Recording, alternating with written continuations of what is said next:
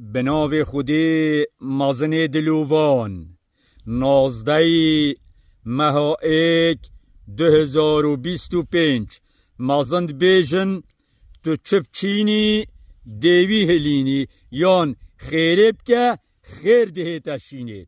دباجه رکی دا خارنگه ها کامازن و برفر ها هبو و گلک عامل جیل بربون روژه که مروفه که فقیره و ریلیای جلکت بسر و برد بر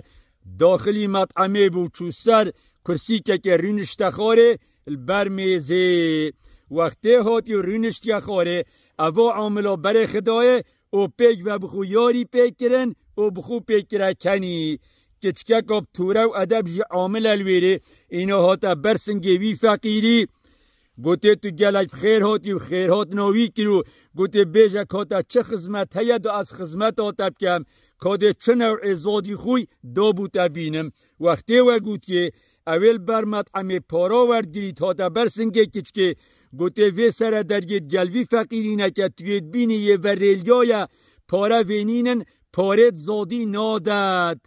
و جا زادی نده اینا کچکه گوته از بین مروفه که فقیره و یه برسیه از ده زادی دمه و ده خزمت آوی کم خیره که مازنه اینا اوی کابرای گوته حکت تو زادی بدهیه سره های و ادش بر را تبیتا برم اینا کچکه گوته رزق من یه دست خوده دا رزق من دست تدانینه از وی خیرش دست خوناکم از ده زادی دمه هندی وید وید بلا بخود از ده پارت وی دفعه کم و کچک چو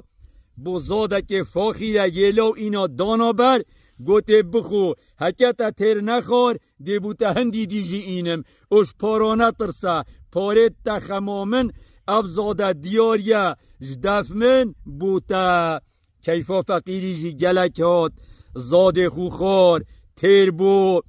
رابو کار خو کر او درکت پانه کچکه جی حقی وی دفع کر حقی وی دا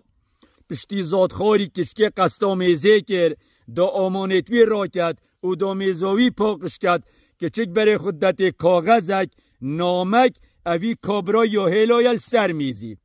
کچکه جینو وی سارا بو اینا او نام را کرو خواند و پیدا چو یا نویسی سارا خوشتویامن گوت از نفقیر بوم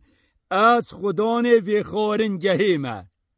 از خدان وی خارنگهیمه از هاتین بره خوب دمه عاملت خارنگه که سر دریاوان گل فقیرا یا چوانه و جا گوت هندی که توی سارا تو که چکا گلکا توری یا ادبی یا روشتی یا دلووانی و یا دلسوجی بو کاری خو گوته تو پیبزانه شعبرو که پیوه تو عامل یناکی شعبرو که پیوه متکر یا ریوه برا و خارنگهی کیفا کچکیجی گلک هات